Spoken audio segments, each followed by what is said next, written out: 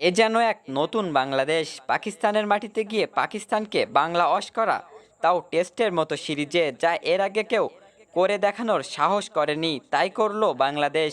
এর আগে এই বাংলাদেশই পাকিস্তানের মাটিতে একটা সিঙ্গেল টেস্ট ম্যাচও জিততে পারেনি, কিন্তু এবার একেবারে সিরিজ জিতে আসলো বাংলাদেশ।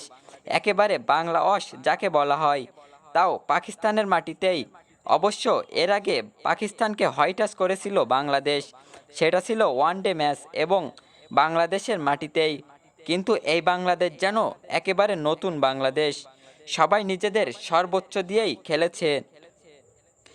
এর মধ্যে বাংলাদেশের সরকার থেকে শুরু করে বিসিবি প্রেসিডেন্ট অনেক কিছুই বদলে গেছে। অনেকেই বুঝে গেছেন এখন আর কোটার ভিত্তিতে খেলা হবে না, এখন দলে খেলতে গেলে মেধা দিয়েই খেলতে হবে। কোটার দিন শেষ, মেধার বাংলাদেশ।